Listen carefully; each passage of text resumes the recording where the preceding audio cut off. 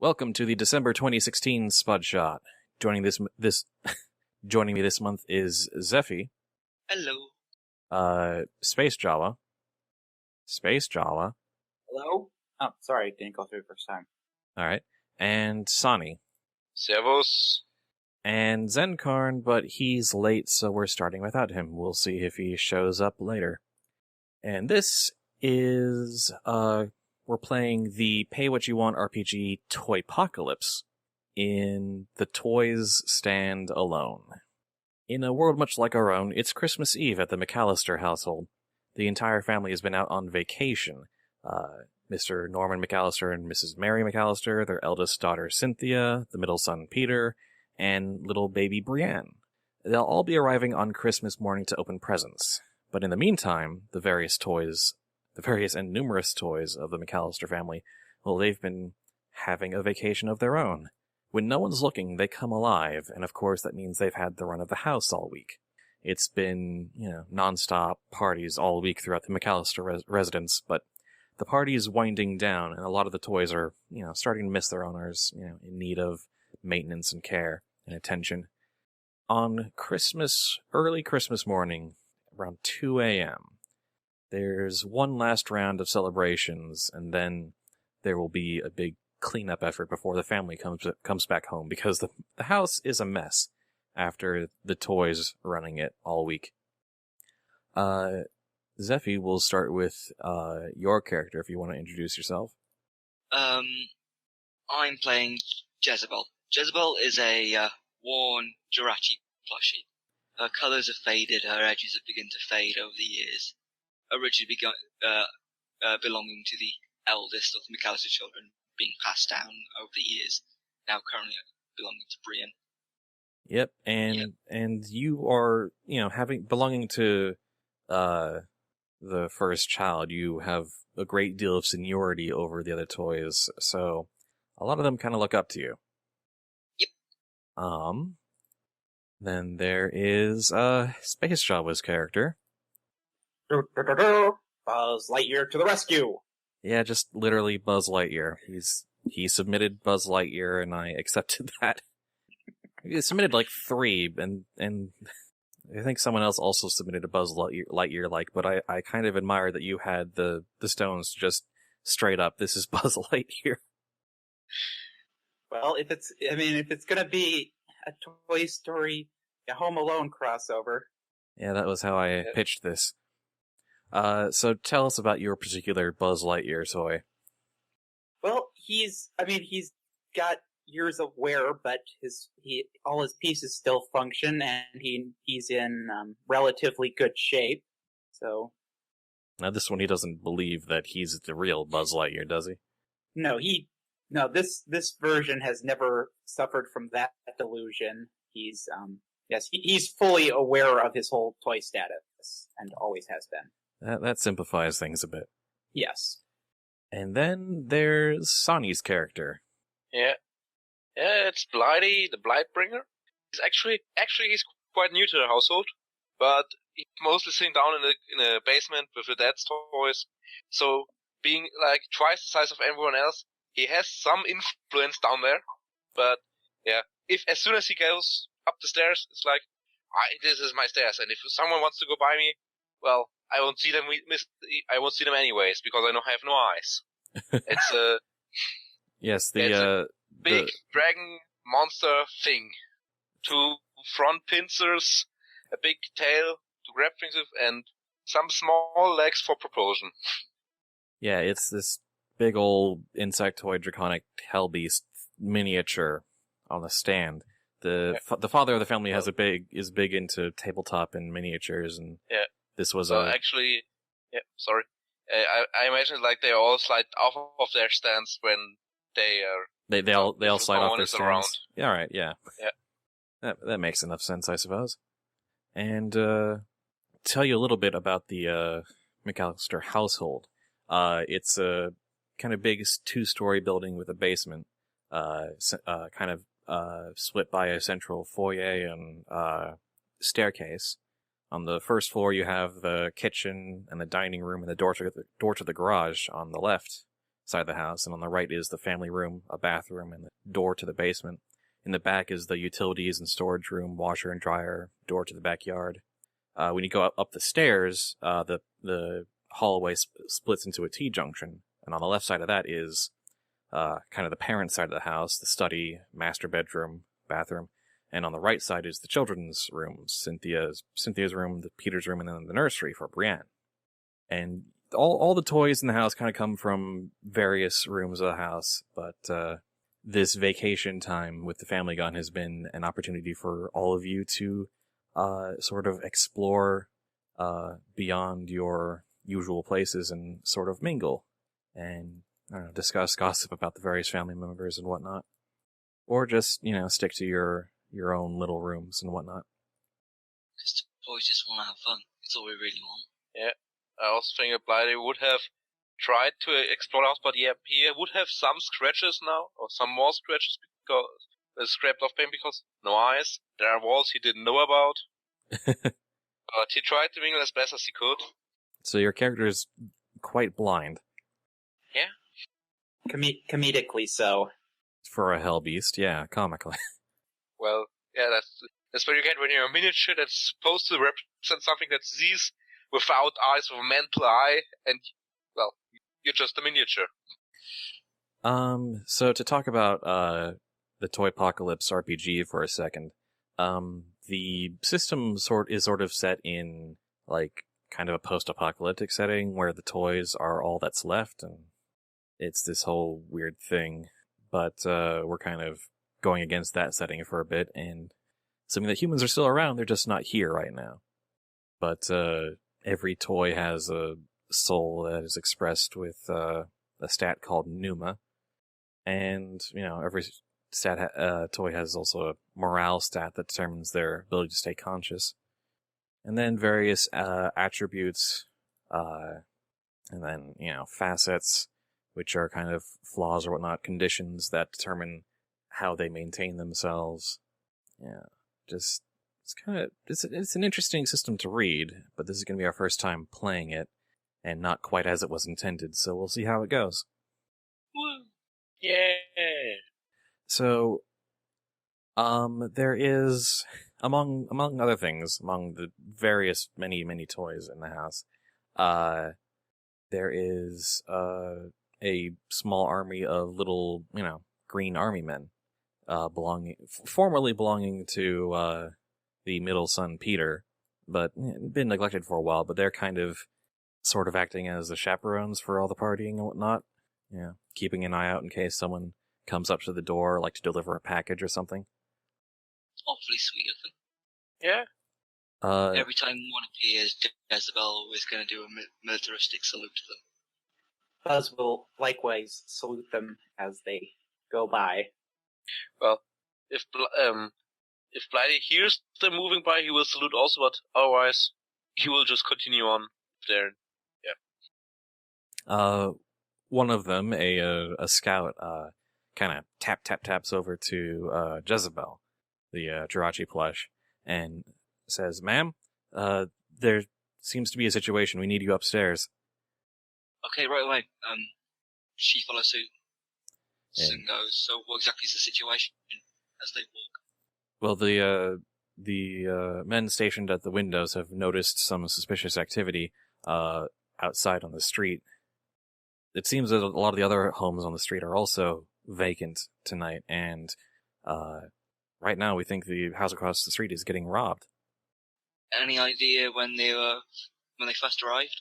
Well, just a few minutes ago. We just saw them go around the back and haven't seen anything since. But we also saw two similar figures in the house next door. Could you have a few fellow men stationed more around the windows downstairs? Yes, we're deploying them now.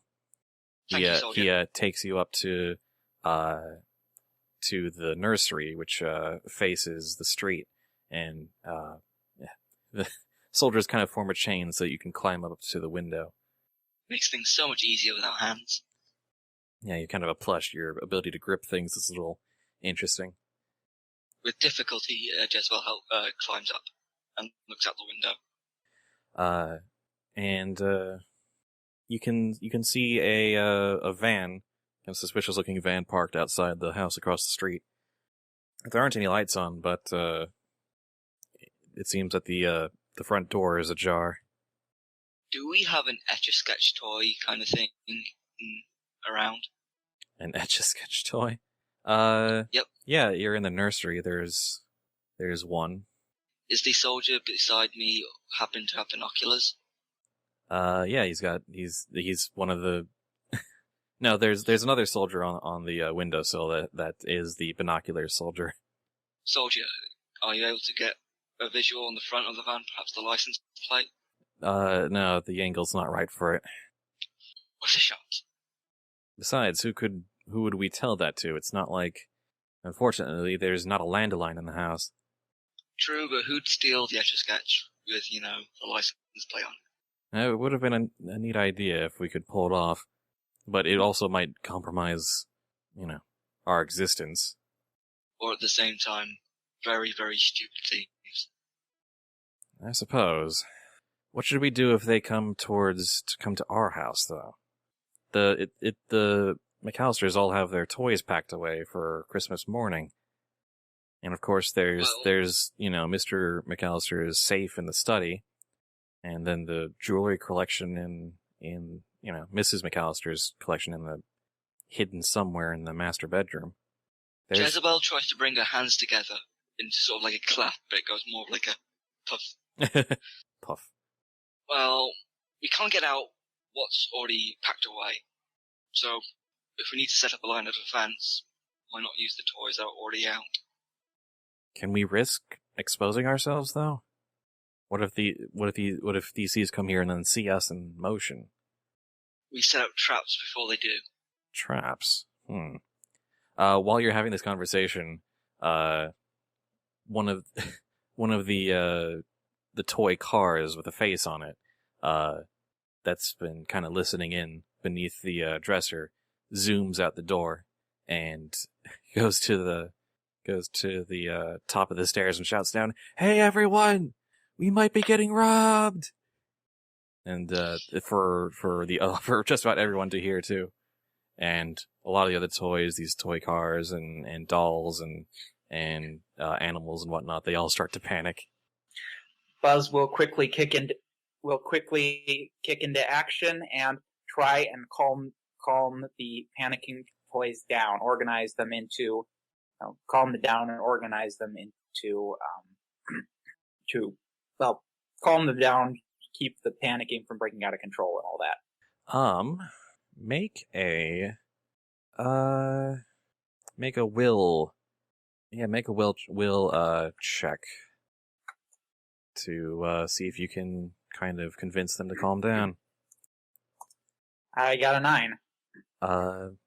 Yeah, I'd say that would have been kind of a difficult task, so I believe you pass, and the toys in the foyer manage to calm down as you tell them to not panic, and they all look to you for guidance. Some start heading up the stairs towards Jezebel.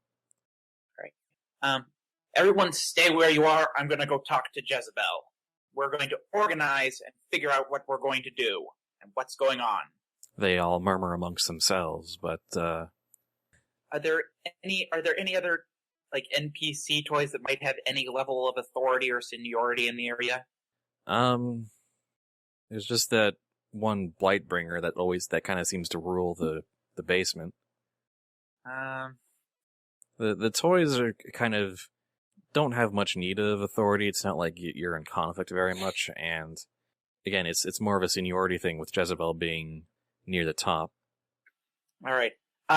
Buzz will trust that the immediate threat of panic down a way that he can head up. He's going to calmly rush to where Jezebel and the toy soldiers are. Kind of a power walk. Yeah. He will salute as he enters the room. Ma'am? Can you bring Blighty in as well, please? I think the more people who can talk about the situation, the better idea and a plan get together. All right. Yes, Buzz will nod and he will rush back to grab Blighty and briefly explain as much as he can, and then carry him back into the room. Carry is a big word because I think completely roll out. I'm the same size as you, but together I think they can manage to climb the stairs quickly. Oh, wait, how big is the blighter? Well, big? Sits on a 120 millimeter scale base. I can say for a fact the Buzz Lightyear figure will be taller. I've seen the Blightbringer model. It's about waist height to a Buzz Lightyear. Oh. Well, okay. Buzz Lightyear Buzz will help the Blightbringer. The Blight will help Blighty get there. Yeah, I think if I just not carry, but like push and here. Push and shove. Push and steer. The blighter will guide Blighty so he doesn't keep crashing into walls. Yeah, that's probably the biggest issue. But Blighty hasn't been upstairs very often. Yeah, like the top of the stairs is like the normal limit because then only the ones who will go. Yeah, why should he go further? But now we have an emergency and we're there. And Jezebel, what is the situation? How can we help? Right, there's a high probability you're about to get robbed. I think we should set up what would look like to be traps, not by toys, but perhaps what the humans may have left out. Perhaps they may have been messy. Typical roller skates, perhaps some goop from the children, or silly putty, whatever they have these days. Well, the middle child, Peter, is way into sort of extreme sports, so he's got roller skates and skateboards and whatnot. Yeah, so we're going. Well, maybe we can get some of the sports stuff. Mr. McCullough stuff always goes on. He has to buy for his son on the stairs and everywhere where people can trip over them, break a neck or two. I don't think we should go as far as to probably kill the humans. That would raise more than one question in and of itself. I said can, not will. It's a possibility I don't want to bring up. Okay. I mean, imagine the damage that will happen towards the McAllister children when they walk into their home and seeing a corpse on the floor. That would be a rather traumatic experience. If you say so. The Blightbringer does not understand. Well, he's what, a hell beast? A blind hell beast? Fire-breathing blind hell beast? Yeah. Fire and acid-breathing hell beast. Yeah, but only in fantasy. It does, the miniature doesn't actually spit fire. But still, a bit of a mindset is left over. Well, the mindset is everything here. We have a hell beast, an astronaut, and a thing that grants wishes. This is going to end brilliantly. All right then. Yes. So what? Okay, would they know what the temperature outside, or what kind of location is the house? It's a big 2-story house in the basement, and it's quite cold. It's quite cold outside. There's snow. Quite cold, like 0 Celsius, 0 Fahrenheit, or 0 Kelvin? 0 C. Lower than that. But yeah, there's a fair amount of snow outside. So it's like the puddles of water outside are frozen over and stuff. A little bit of snow. Okay, would it be out of place to try and sneak some water onto the stairs? Or would that be a terrible idea? That would be a terrible idea. You just make the carpet wet. No, I think he meant the stairs up to the door. Outside. Make the walkway slippery. Jezebel turns to the Sounds like a sound strategy. But we need something sneaky to be able to go outside. That's more difficult to be seen.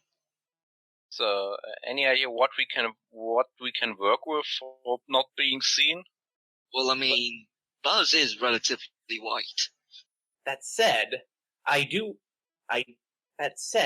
we do have the fact that they are not going to be expecting toys to be protecting this house. And if we know where they are, and are where they aren't, where they're not looking, there is some measure of sneakiness to be had. Would I be able to use one of my senses to guess where they are?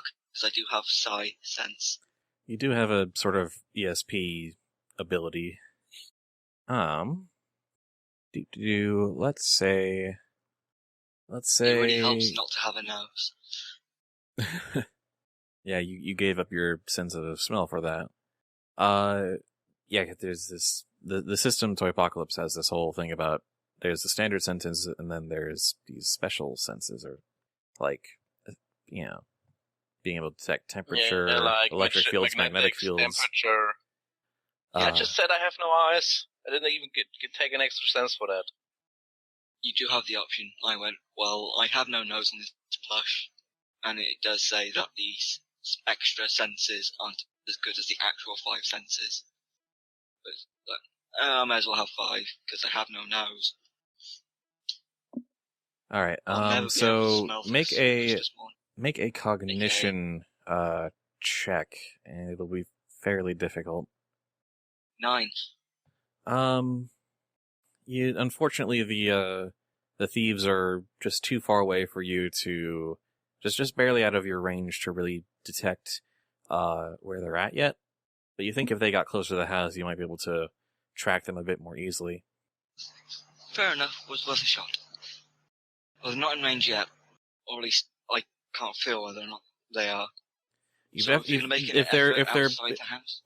they're busy with the house across the street, then you've got some time to set things up before they arrive. All right, so let's get a game plan. So you're gonna try and slick the front steps. There's that. Well, are there back steps too? It's more of a backyard. Well, if they're still across the house, now is the best time if you're going to do something outside.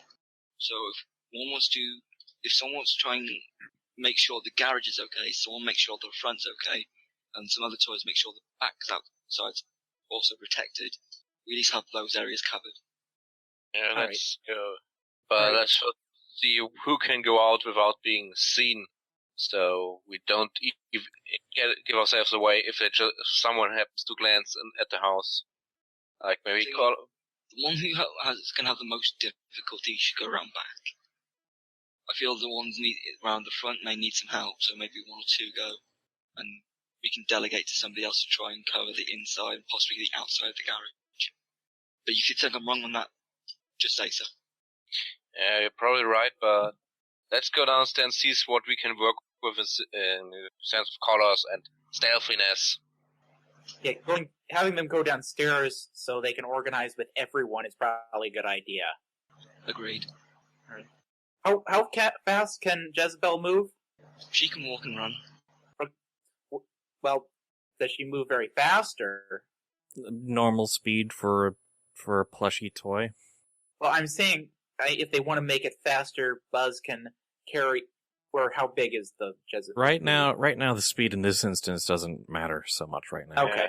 I think normal walking speed is about the same for everyone. Yeah, okay. And if you want a point reference, Jezebel's about 8 inches tall. Okay, so they just all go downstairs go to where everyone's gathered. Yeah. Basically gathered. Yep. And so I guess you come to a stop about 2 or 3 steps above them, and explain the general idea. Yeah, basically. So they all look to you. All of them kind of fall into line and say, "We're ready to do what you ask. Just tell us where you need us to be and what you need us to set up." Well, first we need someone who can be really, really unnoticed. Go and ice the front door stairs. We'll need to collect water out there is the problem. We might need one of the toy trucks. Or maybe if someone could get one of the water guns. Where are the water guns? Or do they know where water guns are? Not sure. Maybe it's been a while since any of them were used. Maybe they're in the garage? Is there a door to get to the garage from the house? Yeah, if you go through the dining room, there's a door to get to the garage. Okay, so if they find the water guns, they can fill those up and then squirt the water around the entrances. It would take a little while, though, and the water gun would make them a bit bulky. What about water balloons? Or no, cups. Something like cups would probably be better. Yeah, water balloons probably are not one, too hard to use for toys, and B, not stocked in the middle of winter. Also, probably more trouble than they're worth. Probably. So yeah, can we get some, the basic plastic cups you use for every kind of party, or if you don't want to have to make Delicious. So, Delicious. yeah, basically just some of the toys need to fill up some cups of water and then just spread them on the steps to hope they freeze into ice. Actually, on that frame of mind, what kind of freezer do they have? Or if the fridge does have an ice dispenser? Yeah, it's a pretty upscale fridge with an ice dispenser, yeah. What about it? Sorry, can you say that again? I was called. It's a pretty upscale fridge with an ice dispenser. Well, why don't we have a few of the cups full of water and not filled with ice? So you can have both the ice and the water out there. So they have a chance to and they may stuff in the You're a little ice. quiet. Sorry. Why not have the water poured out there, but a few ice cubes there as well? So even if the water doesn't freeze over, there's still a chance they may step on the ice cubes and slip. That seems like overly... Problem on that idea is the ice cubes are probably easier to spot. Yeah, if we stick What ice cubes if you just like filled a bucket of the ice cubes and then set that up as a trap somewhere? That's a valid idea. Good idea. Thank you, random toy, who said that. You're welcome. Just imagine with I just imagine it's like a magic 8-ball rolling pipe saying that. All right, and then they'll probably want to get whatever sports equipment or things with wheels they could and stick them in places. Well, you've also got a bunch of sentient toy cars around. That is true. There is How much do they like being stepped on? Yeah, there's the cars? that. They're pretty resilient. I mean, unless someone like really stomps on them for like a sustained amount of time, they can take a bit of punishment. Well, does Blighty know that? He will turn around and say, "So, are there any cars around here?" Like the Hot Wheels are you know, are almost indestructible, and then the cars are standing and say, "Where are the cars? Are any cars around here?" And a few of them drive up. So, how much would you stand up to just set up on the before the stairs on the floor and just drive under their feet when the robbers enter the building and like have them misstep, fall down on their faces? They kind of shift towards each other, and one of them one of the plastic ones with a face, who's less resilient, but is kind of serving as their translator, says they think they can do that. Well, anyone who thinks you can easily stand up to that, please prepare yourself to be annoying and as trippy as possible. As Please trippy. Yeah.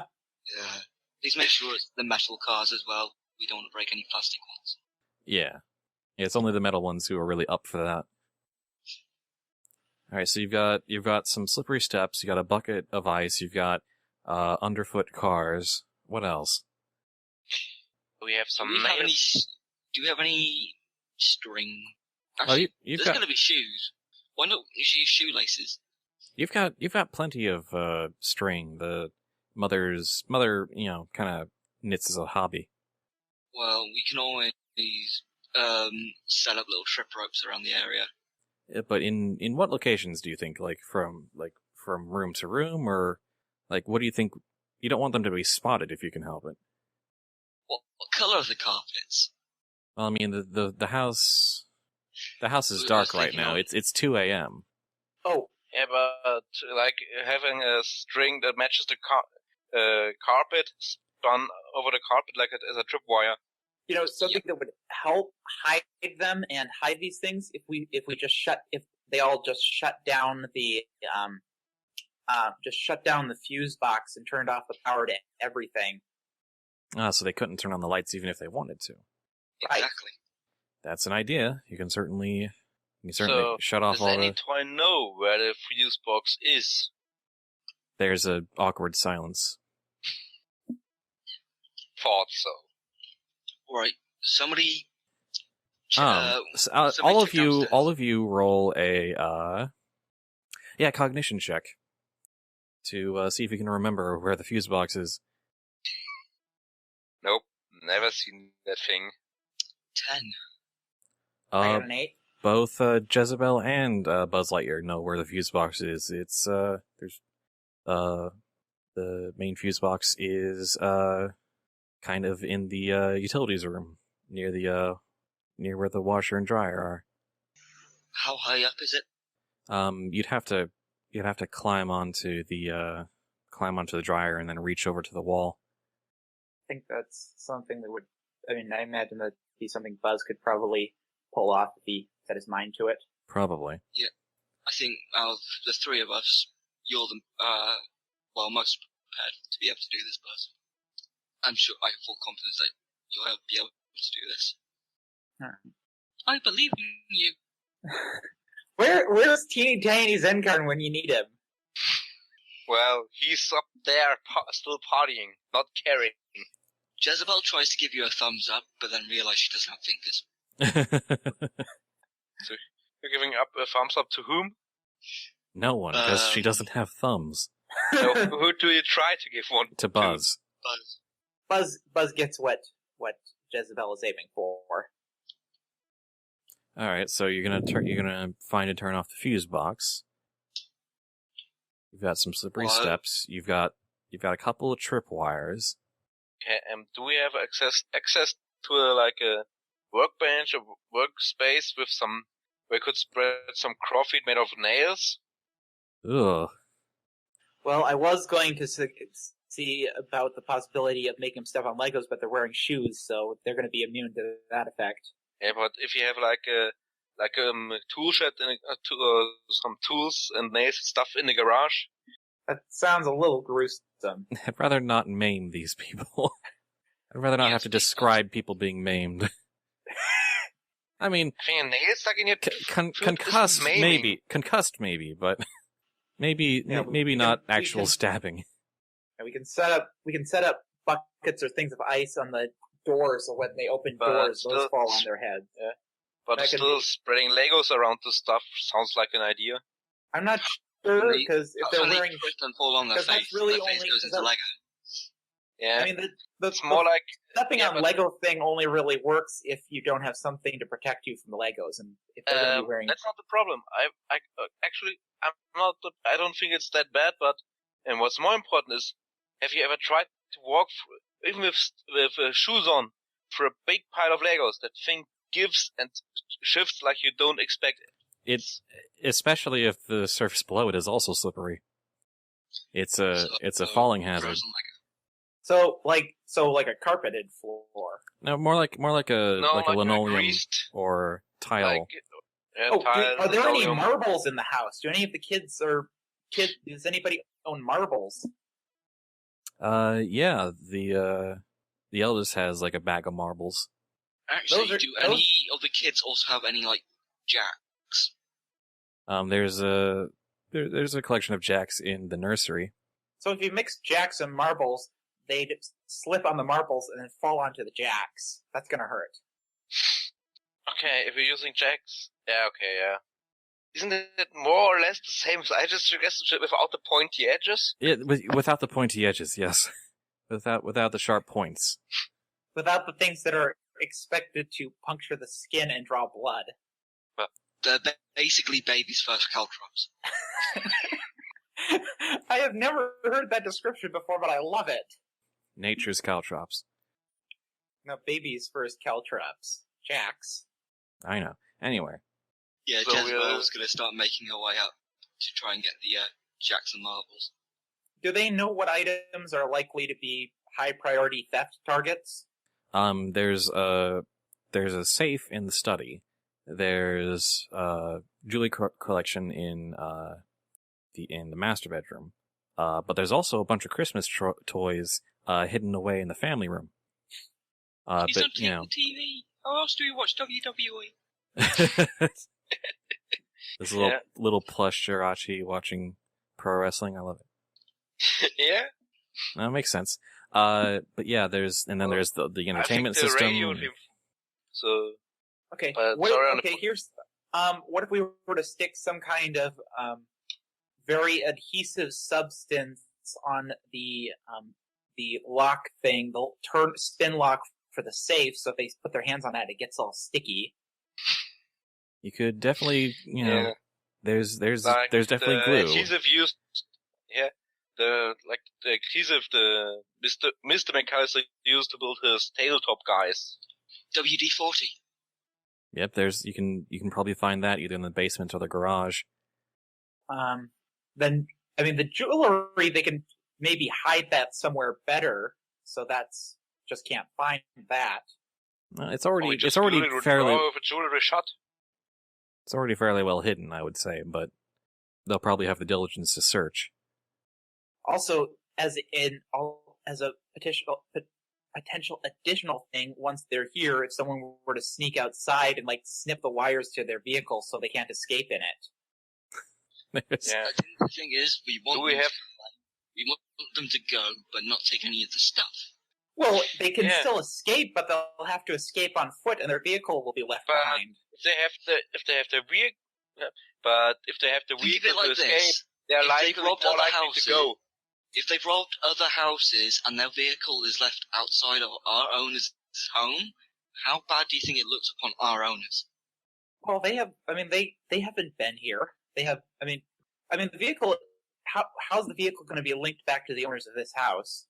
Well, they're going to have an alibi from a neighbors is in it, so yeah, there's that. It's going to look kind of suspicious, and the original crooks might get away. Well, are we trying to make sure they don't get away from here? No, we want to get them away from here. Actually, no, I think that'll be too convoluted of a plan. Never mind. Huh? I want to hear it. I want to hear it anyway. I want to hear it now. I want to hear it more now.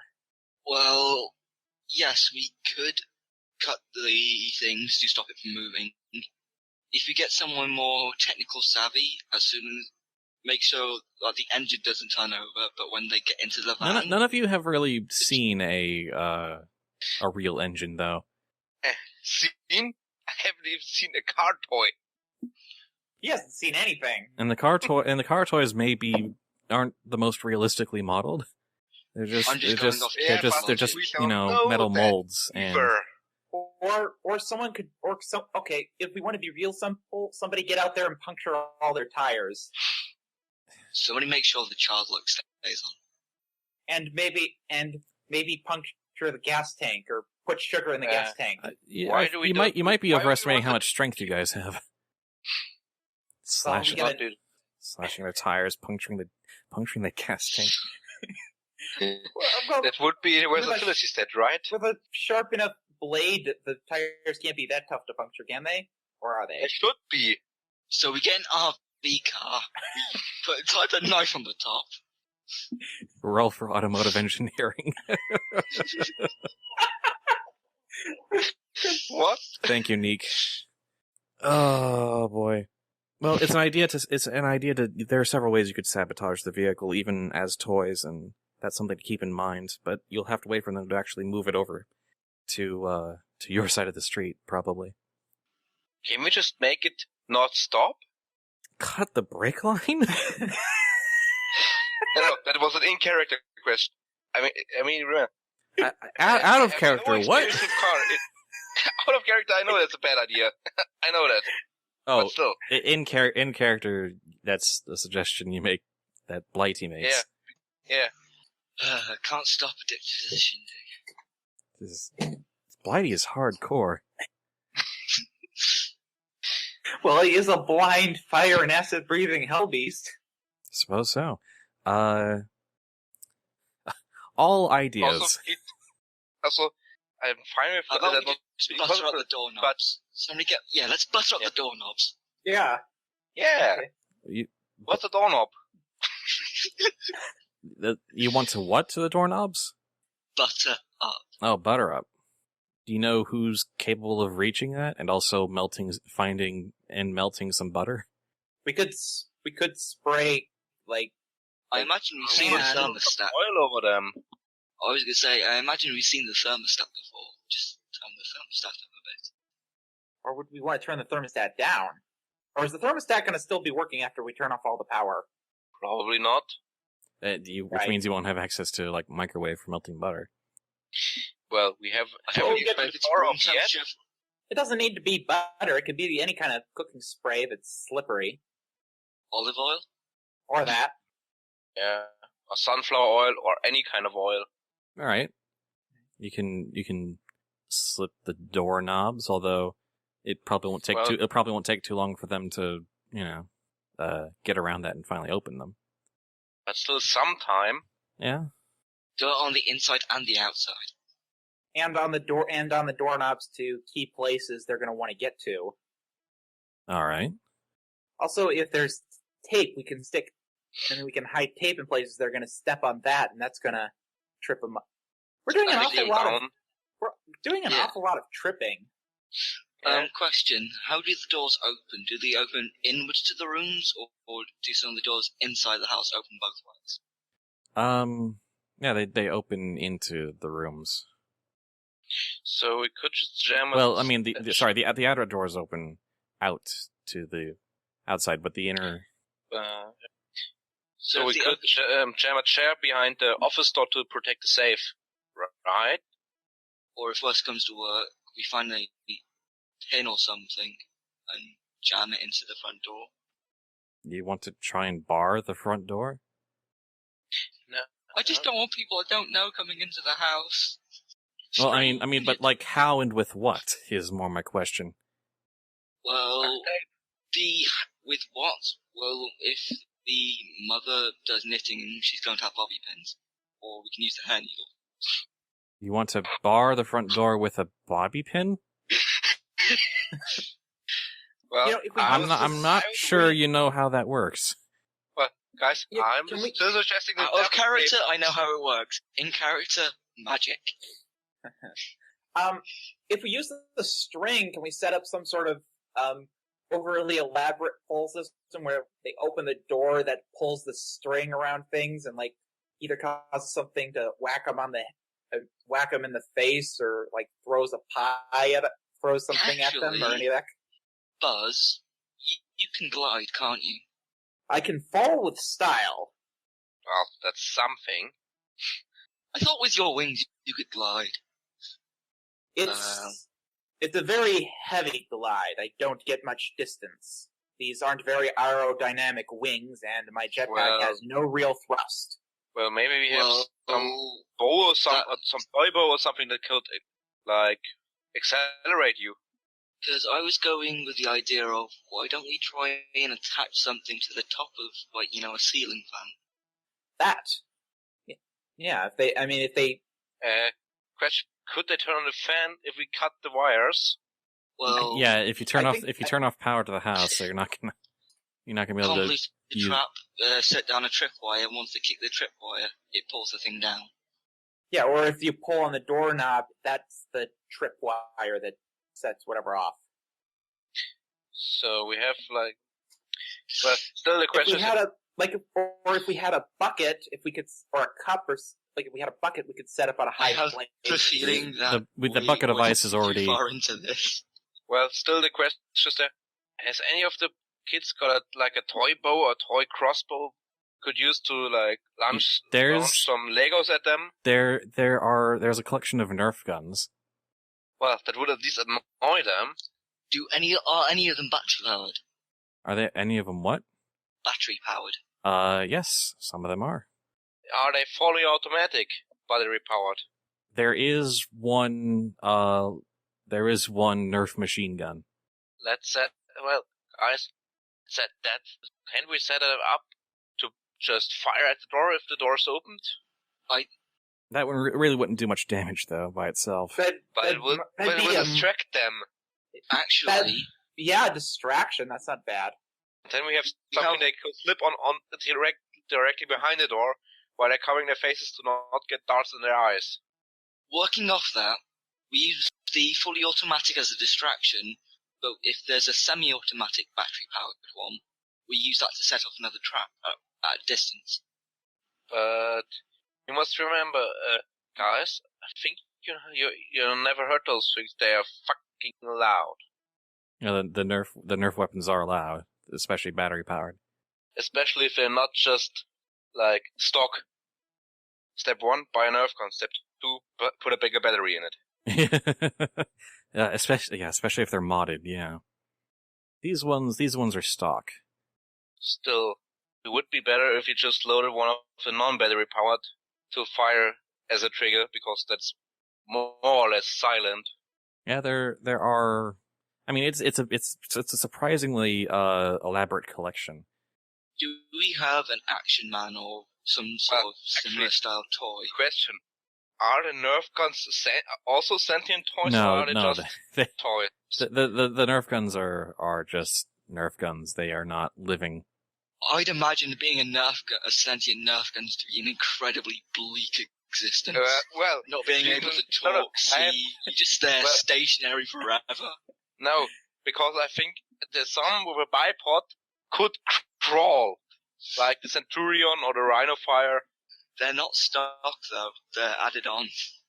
No, the Centurion and the Rhino Fire come stock with included. So they're like modular. So if a thing goes off, they need someone to attach it back on. But it could crawl. A living Nerf gun would be like, I have no face and I must shoot darts. It is a bleak existence, and I feel sorry for it. A bleak. You really want them to be alive, don't you? I really don't. I really don't. It was more branch like, hey, it could have been as a character suggestion. Shoot! Oh god, I just realised that pun. Yeah. Oh, sorry. Yeah. But anyway, back to triggering a trap with a spring-loaded Nerf gun. I have to wonder at this point if we've actually gotten to work setting any of these things in motion. Some of the ones you talked about earlier, you've set into motion. Well, we have a group of toys working on freezing the steps, and the cars are preparing to be annoying. Do we have any Beyblades?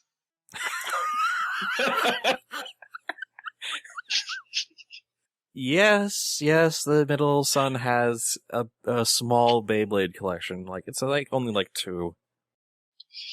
And they are alive, because why not? So they're just laying there all day, not moving an inch. They're like the spinning discs, aren't they? Yeah. Spinning battle discs. They're battle tops. Do you just go around screaming letter rip every 5 Yeah, but they're not the most popular toys in the house themselves. So, but no, what I do remember is the bottoms can be incredibly bloody sharp. I know. I've actually stabbed myself with one of those. Ow! How did you manage that? I did. I walked home, took my shoes Probably off, not on didn't purpose. realize. It was not on purpose. Took my shoes off, so I was going up the stairs, slipped on the step, and just sort of skinned my knee. Noted. It hurts more than you think it actually would. Try stepping into a nail and just noticing it half a day later. Ugh. That sounds like Infection 101. Yes, that's exactly what happened. But you no. You can think of my face when they came to me, like, in the evening. I said, oh, I stepped in something this morning, but then I went onto the beach and lay there around. I was thinking about tripwires. Well, if we can tie something up to the Beyblades, once the people start going up, they start spinning and tightening the wire. That could work. So, are we rounding up the Beyblades? Yeah. Have to corral the Beyblades. Do you want to let her rip from the McAllisters?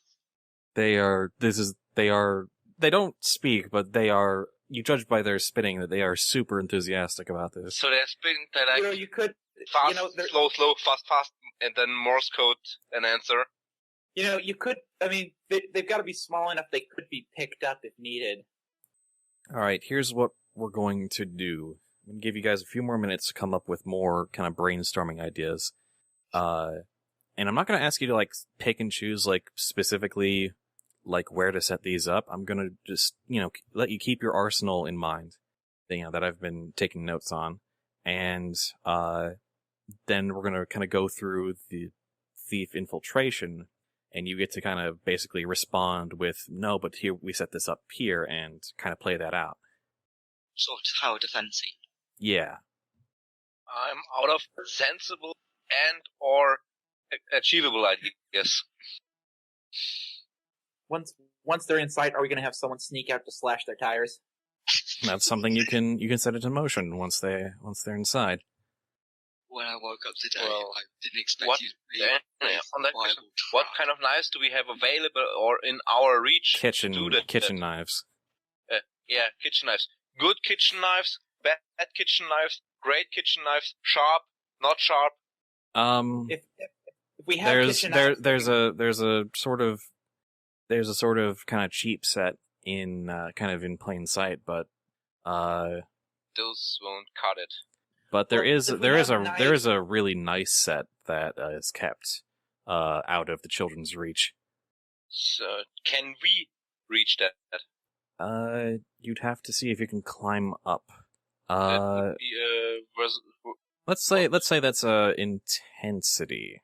No, let's it's, try to get some knives. versatility. Versatility. Make a roll to see if any of you have the ability to get up there if need be. sounds like something under Buzz's 10 plus 20.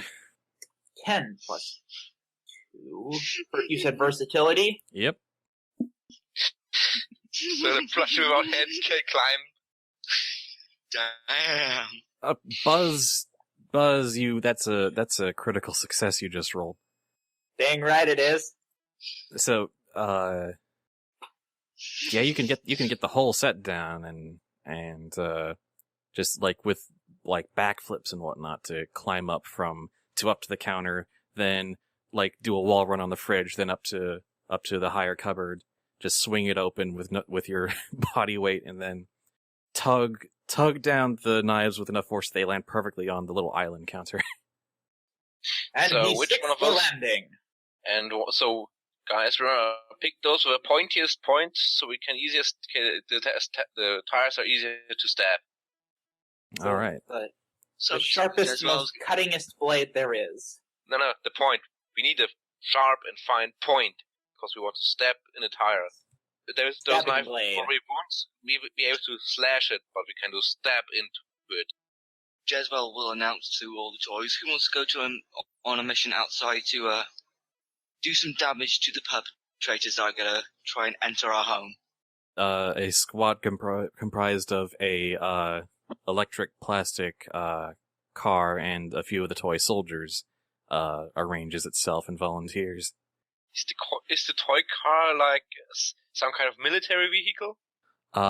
It's kind of like a off-road like monster truck sort of thing. So it's like a Land Rover Jeep. I am Monster Truck. Yes, your mission, if you choose to accept it, is to go out and slash the tires of the van. Shall we take Yeah. notes on the license plate while we're out Easier. there, just in case?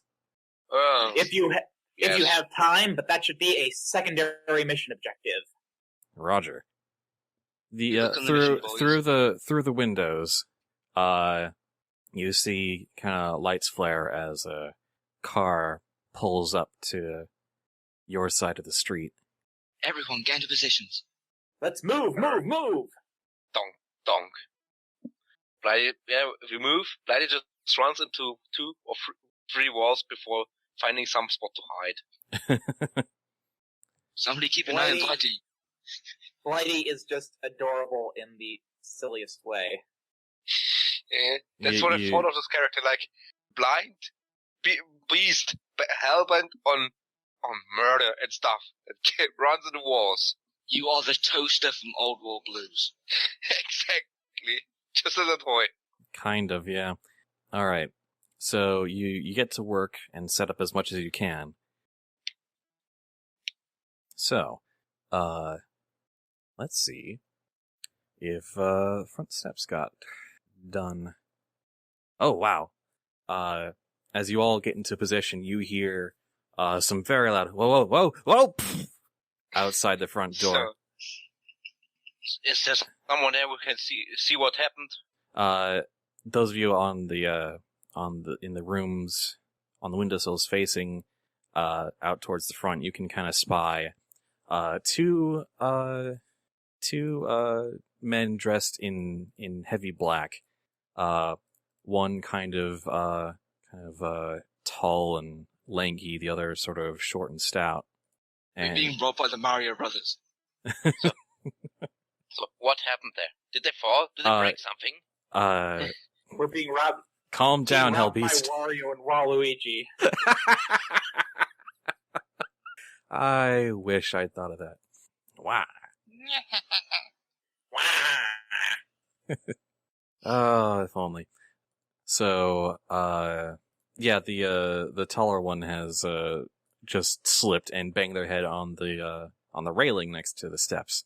And they try to pull themselves up and catch their footing, but, because they did extremely well, they just slip again, and the other one tries to help them up, and then they slip on a patch of frozen over water, and they both go tumbling onto the steps. So they're already. The steps were out. What? Guys, this stuff on the stairs work. Yeah, that was the stuff on the stairs working very well, extremely well. Still no eyes. Still can't see. right, no eyes. Yes. But eventually they're a bit bruised, but they chalk that up to the weather conditions and eventually manage to pull their way to the front door. One looks to the other and says, All right, Ernest, yeah? Want you to go around to the back. I'll take the front, just in case there might be someone sleeping inside, all right? Okay. And the shorter one hops over the railing and follows the fence to the backyard, towards the back entrance, while taller one goes gently fiddles with the front door, then starts to pick at the lock, and shortly manages to get it open and gently opens the door, creaking open. So, what do you have set up there? The cars and the machine gun to distract them, right?